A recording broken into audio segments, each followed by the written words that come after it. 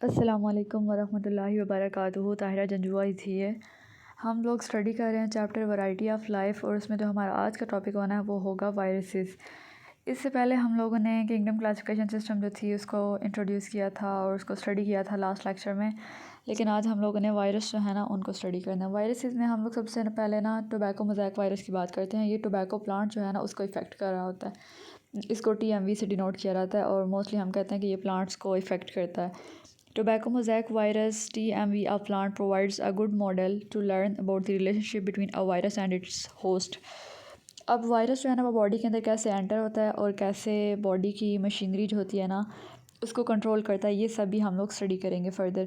और लेकिन अभी यहाँ पे ये बात हुई है कि टोबैको मोज़ैक वायरस जो है ना, अब वायरस है, वायरस ने अब किसी ऑर्गेनिज्म के अंदर जाना है, किसी प्लांट के अंदर जाना है, तो वो प्लांट होगा या वो जो ऑर्गेनिज्म है ना वो उस वायरस का होस्ट होगा, यानी वो उसको जगह दे रहा होगा रहने के लिए। हम जैसे कहते हैं ना मेज़बान होगा, तो हम होस्ट का मतलब जो है ना वो इस सेंस में लेते हैं यहाँ पे। फिर यहाँ पे पर्पस देख लेते हैं, to learn about properties of TMV। अब टोबैको मोज़ैक वायरस की खसूसियात को देखा जाता है और इस पूरे प्रोसीजर को स्टडी किया जाता है और डिस्क्राइब किया जाता है। And symptoms induced by the virus. और वायरस जब प्लांट किसी भी प्लांट की बॉडी में एंटर हो जाता है या प्लांट को इफ़ेक्ट करना स्टार्ट करता है, तो कौन से सिम्टम्स होते हैं, आसार होते हैं जिनसे पता चलता है कि ये प्लांट जो है ना ये टोबैको मोज़ैक वायरस से इफ़ेक्ट हो गया है। Insusceptible and resistant plant hosts.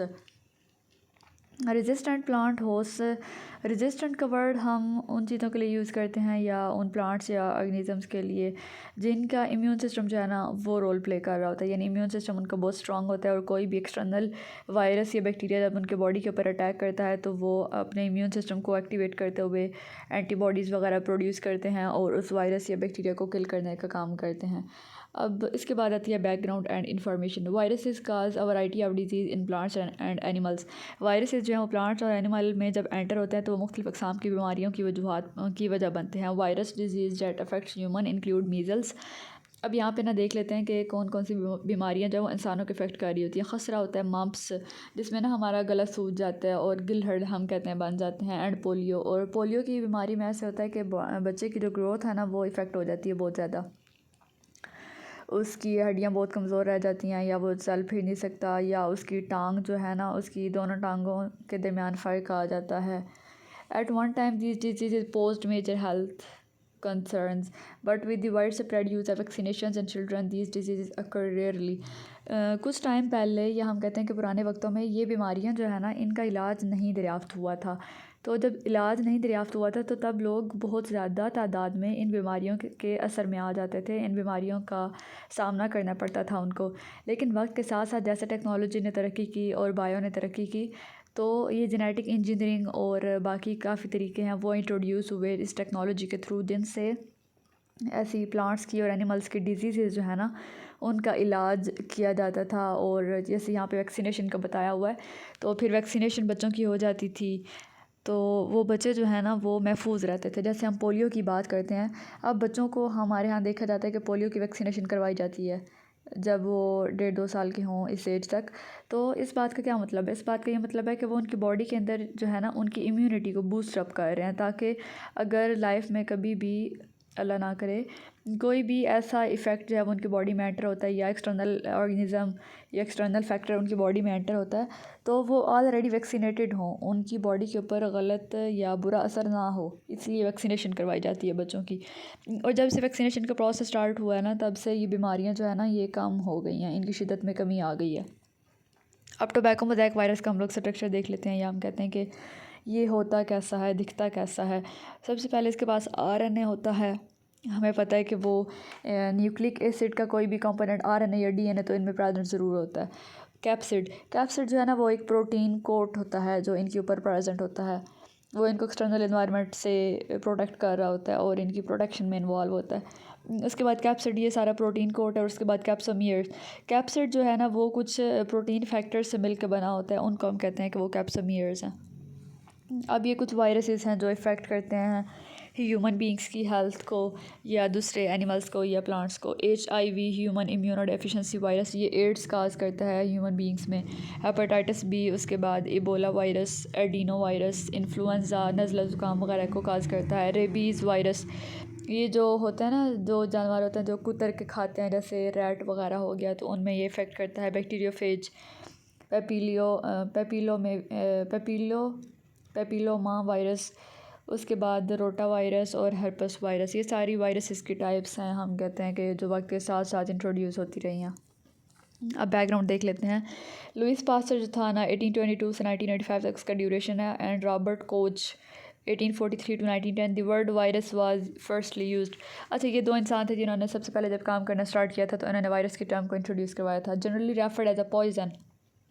Virus को शुरू के दौर में जहर समझा जाता था, और ये जहर जो है ना, उसको कहा जाता था कि ये बीमारी काज करता है इंसानों में या जानवरों में, और बीमारी के बाद उनकी डेथ काज कर देता है। Presently viruses are known as particles of nucleic acid. मौजूदा दौर में जब जैसे जैसे तरक्की होती गई और इस बारे में मुताला जो है वो बढ़ता गया, लोगों का नॉलेज जो है वो उसी हुआ, तो उन्हें पता चला कि वायरस जो है ना, उसके पास न्यूक्लिक एसिड का पार्टिकल होता है, यानी उसके पास RNA या DNA होता है। Often with a protein code भी उसके पास होता है, जिसको हमने कैप्सिड का नाम दिया। दे रेप्लिकेट इन लिविंग सेल्स। जब ये वायरसेस इंसानों में या प्लांट्स में या एनिमल्स की बॉडी के अंदर एंटर होते हैं, तब ये लिविंग हो जाते हैं। यूजुअली वायरस को कहा जाता है कि वो नॉन लिविंग होता है। वायरस अगर इन्वायरमेंट में पड़ा हुआ है ना, इन्वायरमेंट में मौजूद है, तो वो नॉन लिविंग होगा। लेकिन जैसे ही वो किसी भी ऑर्गेनिज्म, प्लांट या एनिमल की बॉडी के अंदर एंटर होगा, तो वो लिविंग हो जाएगा, वो जानदार हो जाएगा, और फिर वो बॉडी को इफ़ेक्ट करना स्टार्ट कर देगा। वो होस्ट की बॉडी के ऊपर असरअंदाज होगा, उसकी बायोसिंथेटिक मशीनरी को कंट्रोल कर लेगा, अपने RNA DNA वगैरह को सिंथेसाइज करवाएगा, प्रोटीन्स बनाएगा अपनी, ये सारे काम होते हैं। अब कुछ बीमारियां इंट्रोड्यूस करवाई गई जो वायरसेस की वजह से होती हैं, उनमें आता है इन्फ्लुएंजा, हेपेटाइटिस, स्मॉल पॉक्स और एड्स। अब हम लोग वायरस की बात कर रहे हैं, तो हम लोग देख लेते हैं कि वायरोलॉजी क्या होता है। The branch which deals with the study of viruses is known as virology. वो शाख जिसमें वायरसेस का मुताला किया जाता है उसको कहा जाता है virology. The word virus is derived from Latin word venom. लातीनी ज़ुबान के लफ्ज़ वैनम से माखूज़ है, मीनिंग पॉइजनस फ्लूइड। और वैनम का मतलब होता है कि जहरीला कोई भी माया है, या कोई भी लिक्विड है, कोई भी फ्लूइड है। Virus is a non cellular infectious entity. एक नॉन लिविंग है लेकिन इन्फेक्शन ज़रूर काज करती है। Virus is non cellular, it either contains RNA और DNA। हमने बात की ना कि इसके पास पार्टिकल्स ऑफ न्यूक्लिक एसिड्स मौजूद होते हैं, तो न्यूक्लिक एसिड के अंदर RNA और DNA ही इंक्लूड होता है। Normally encased in proteinaceous coat and reproduce only in living cells. इसका जो प्रोटीनेशियस कोट होता है उसको कैप्सिड का नाम दिया जाता है, और ये लिविंग सेल्स या लिविंग ऑर्गेनिजम्स की बॉडी में एंटर जब होते हैं, तो तब ये रिप्रोड्यूस करते हैं, अपनी कॉपीज़ बनाते हैं, अपनी रेप्लिकास तैयार करते हैं। Viruses utilizes the biosynthetic machinery of their host and there transfer themselves efficiently to other cells. अब ये कैसे काम करते हैं, ये किसी भी इंसान के अंदर की बॉडी के अंदर एंटर हुए तो ये लिविंग हो गए, जानदार हो गए। फिर इन्होंने होस्ट की जो बायोसिंथेटिक मशीनरी थी उसके DNA और RNA वगैरह के ऊपर ना, इंसानों का तो DNA ही होता है, तो उसके ऊपर इसने कंट्रोल कर लिया। फिर इसने अपनी रेप्लिकेशन करवाई, अपना DNA या RNA बनाया, उसके बाद अपनी क्रोमोसोम्स और अपनी प्रोटीन्स वगैरह को बनाया, और फिर ये दूसरे सेल्स के अंदर ट्रांसफ़र हो गया। ये ऐसे काम करता है वायरस। अब जब हम लोग वायरसेस की बात करते हैं ना, तो हम बैक्टीरियोफेज का जिक्र करते हैं, ये एक वायरस है। उसके बाद हम human immuno deficiency virus HIV की बात करते हैं। इन दोनों के नाम हम लोगों ने पहले पढ़े हैं, तो इनको हम कहते हैं कि ये जब हम वायरस की अगर डेफिनेशन लिखनी होती है उसके बाद एग्जांपल लिखते हैं, तो एग्जांपल में हम लोग ये लिख सकते हैं कि ये दोनों वायरसेस हैं। Virology is the branch of microbiology. Microbiology की एक शाख है which mainly deals with the study of various types of viruses, जिसमें मुख्तलिफ़ अक़साम के वायरसेस का मुताला किया जाता है, उनको स्टडी किया जाता है, इंक्लूडिंग देयर करैक्टरिस्टिक्स, उनकी खसूसियात का मुताला किया जाता है। एजेंट्स यानी वो फैक्टर्स जो काज करते हैं किसी भी वायरस की एंट्री को किसी भी लिविंग ऑर्गेनिज्म के अंदर। सब माइक्रोस्कोपिक, ये माइक्रोस्कोप से देखे जाते हैं, इंसानी आँख से इनको नहीं देखा जा सकता क्योंकि इनका साइज़ बहुत स्मॉल होता है। पैरासिटिक का वर्ड इसलिए यूज़ होया हुआ है कि ये पैरासाइट्स की तरह वर्क करते हैं। पैरासाइट वो ऑर्गेनिजम्स होते हैं जो किसी दूसरे ऑर्गेनिज़म से फूड भी ले रहे हैं, शेल्टर भी ले रहे हैं, लेकिन उसको बदले में नुकसान पहुंचा रहे हैं। मसलन जो जुएँ होती हैं वो इंसान के बालों में रहती भी हैं, खून भी चूसती हैं, और वो मतलब खून पी रही होती हैं। तो और फिर वो रिप्रोड्यूस भी कर रही होती हैं। तो ये हम लोगों ने देखना है यहाँ पे। उसके बाद पैरासिटिक की आई होप समझ आ गई होगी आपको। Viral disease and particles of genetic material में दोबारा RNA और DNA आ जाएगा that are present in the protein code, जो प्रोटीन कोड के अंदर मौजूद है। फिर हम कहते हैं कि जो वायरल डिजीज़ होती हैं उनको इनकी वैक्सीनेशन भी करवाई जाती है। तो वैक्सीनेशन में हम देखते हैं कि कब ये काम स्टार्ट हुआ था। First infectious disease against which effective method of prevention was developed was a viral disease. सबसे पहले जब साइंसदानों ने काम करना स्टार्ट किया था और सबसे पहली जो उन्होंने वैक्सीन बनाई थी वो एक वायरल डिजीज़ की बनाई थी, यानी वो बीमारी जो वायरस की वजह से काज हो रही थी। 1796 में एडवर्ड जेनर साइंटिस्ट था first vaccinated an 8-year-old boy with material removed from cowpox lesion. हम कहते हैं कि जैसे हमें खसरा वगैरह निकलता है तो हमारी बॉडी के ऊपर वो दाने से बने हुए होते हैं ना, उनको उन दानों के अंदर ना लेयन होती है, यानी पीप होती है उनके अंदर।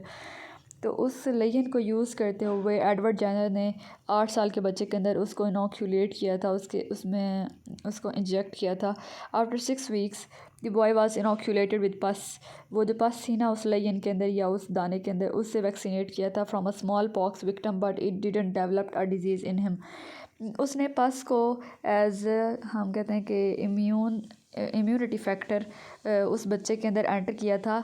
वो ये देखना चाह रहा था कि क्या ये डिज़ीज़ काज करती है या डिज़ीज़ को प्रिवेंट करती है। तो डिज़ीज़ काज नहीं हुई थी उसके अंदर। Jenner use material for vaccination from cowpox lesions को उसने इस्तेमाल किया था, उनके पास को इस्तेमाल किया था उसने, और उसने 23 लोगों को वैक्सीन लगाई थी। Material used was obtained from cow Latin वैका।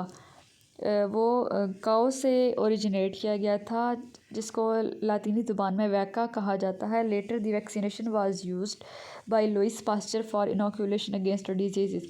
उसके बाद लुइस पास्चर जो है ना उसने सही से काम करना स्टार्ट किया था और उसने इस वैका वर्ड को यूज़ किया था और वैक्सीनेशन पे काम स्टार्ट किया था। और ये काम इसलिए स्टार्ट किया था ताकि लोगों को बचाया जा सके इन बीमारियों से। अब हम देखते हैं कि वायरस की खसूसियात क्या होती हैं। Obligatory intracellular parasite. Obligatory parasite वो होता है जो किसी भी ऑर्गेनिज़म, किसी भी होस्ट के ऊपर डिपेंड करता है कि उसने उसकी बॉडी के अंदर एंटर होना है। Intracellular means inside the body of organism रह रहे होते हैं। पैरासाइट्स मैंने बता दिया कि जो फूड और शेल्टर ले रहे होते हैं लेकिन बदले में नुकसान पहुंचा रहे होते हैं। कंटेंट DNA और RNA इनके पास होता है। नो राइबोसोम्स इनके पास नहीं होते हैं। No ATP generating enzymes mechanism, ये ATP अपनी या एनर्जी खुद नहीं प्रोड्यूस कर सकते। कंटेन अ प्रोटीन कोड जो था इनका वो कैप्सिड था, वो हम लोगों ने स्टडी कर लिया। कुछ और खसूसियात हैं उनको देख लेते हैं। All the viruses are ultra microscopic, यानी बहुत हाई क्वालिटी की, बहुत हाई मैग्नीफिकेशन और रिजॉल्विंग पावर की जो माइक्रोस्कोप है उसको इस्तेमाल करना पड़ता है इन वायरसेस को देखने के लिए। All viruses are obligatory intercellular parasites, सारे ही होस्ट डिपेंडेंट होते हैं और inside the body outside the body रह रहे होते हैं और पैरासाइट्स होते हैं। The viruses can not be grown in artificial media, इनको हम लैब में ग्रो नहीं करवा सकते वायरसेस को, ये नेचुरली अक्रिंग होते हैं। They are crystalline nucleoproteins of very high molecular weight and have the power of multiplication, इनका मोलिकुलर वेट जो है वो बहुत ज़्यादा होता है और इनके पास ये सलाहियत कुदरती तौर पे मौजूद होती है कि ये रिप्रोड्यूस कर सकते हैं, ये अपने जैसे और ऑर्गेनिजम्स को प्रोड्यूस कर सकते हैं, अपनी कॉपीज़ बना सकते हैं, अपने रेप्लिकाज बना सकते हैं। They can live only in a living cell, किसी भी जानदार सेल की ज़रूरत होती है इनको रहने के लिए या इनके ज़िंदगी के लिए। They can infect healthy plants just like bacteria and fungi, ये हेल्दी प्लांट्स को भी इफेक्ट कर सकते हैं। मैंने बताया ना कि वायरस जो है वो प्लांट को भी इफेक्ट कर सकता है, एनिमल्स को भी इफेक्ट करता है और ह्यूमन बींग्स को भी करता है।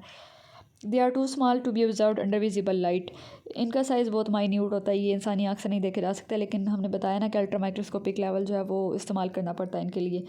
They can be crystallise like chemical substance के तौर पे इनको क्रिस्टलाइज भी किया जा सकता है। They can be sedimented like proteins, sediment का वर्ड इसलिए यूज़ होया हुआ है क्योंकि इनके पास कैप्सोमियर्स की लेयर्स बनी होती हैं और वो एक कैप्सिड बना रहा होता है, एक प्रोटीन कोट बना हुआ होता है, उसके लिए बोला हुआ है। They can respond to stimuli such as acids, alkalis, light and temperature, ये इन्वायरमेंटल फैक्टर्स जो है ना उनका रिस्पॉन्स करते हैं। They are highly infectious 1/100,000 dilutions, highly infectious होते हैं यानी बीमारी तो ज़रूर काज करते हैं, बीमारी काज करने का रेट जो है ना इनका वो ज़्यादा होता है। अब ये हम देखते हैं कि HIV जो है ना ये उसका स्ट्रक्चर है। इन्वेलप्ड प्रोटीन्स इसके पास प्रेजेंट हैं और इसके पास लिपिड इन्वेलप है। जो इन्वेलप है वो लिपिड से मिलकर बना हुआ है। वो टैग्यूमेट ना वो पोर्शन होता है जो डीएनए और इन्वेलप के दरमियान में रीजन होता है ना, इनका वो टैग्यूमेट होता है। उसके बाद इनके पास डीएनए भी मौजूद है और न्यूक्लियोकैप्सिड मौजूद है। न्यूक्लियोकैप्सिड जो है ना, इसमें हमारे पास प्रोटीन कोट भी होता है और न्यूक्लियस भी हो रहा होता प्रेजेंट होता है, इसलिए इसको ऐसे नाम दिया हुआ है। फिर ये भी स्ट्रक्चर है, यहाँ पे भी इन्वेलप है और टैग्यूमेंट है, कैप्सिड है और जीनोम का वर्ड जो है ना वो आरएनए या डीएनए के लिए यूज़ किया जाता है, यानी जेनेटिक मटेरियल को रिप्रेजेंट करने के लिए। कैप्सिड की बात की हमने कि कैप्सिड क्या होता है। Capsid is a 3-dimensional proteinaceous capsular shell around a virus that encloses the viral genetic material।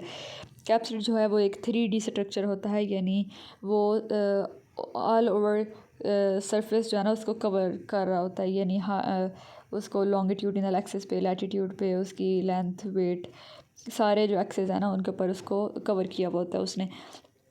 Protein से मिलकर बना होता है, इसलिए प्रोटीनेशियस कोट है। कैप्सूलर शेल कैप्सूल की तरह होता है, यानी मैं अब एग्जांपल दे देती हूँ। जैसे अंडा है, हम अंडे के ऊपर जो उसका शेल होता है ना, जो उसका कवर होता है, उस कवर का क्या मकसद होता है कि उसने अंदर वाला जो सॉफ्ट पोर्शन है ना अंडे का, लिक्विड है, उसको प्रोटेक्ट किया हुआ होता है, उसको इनक्लोज्ड किया होता है, उसको कवर किया होता है, उसको अपने अंदर लिया हुआ होता है।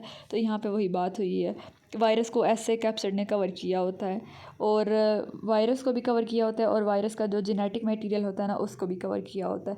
अब ये सेंटर में न्यूक्लियस के तौर पे इसके पास जेनेटिक मटेरियल मौजूद है और उसके आसपास कैप्सिड है, प्रोटीनेशियस कोट है जिसने उसको प्रोटेक्ट किया हुआ है। अगेन फिर यही वायरसेस आ जाते हैं जो अभी तक डिफाइंड हो चुके हैं या जिनको स्टडी किया जाता है, ये वो वायरसेस हैं। अच्छा, आप लोगों की वायरस की कन्फ्यूजन जो है ना वो दूर होगी और जो आज के लेक्चर में हमने पढ़ा उसकी भी आपको आई होप समझ आ गई होगी। कोई भी कन्फ्यूजन हो तो आप लोग पूछ सकते हैं। Most welcome. फ़ी अमान अल्लाह। अल्लाह हाफिज़।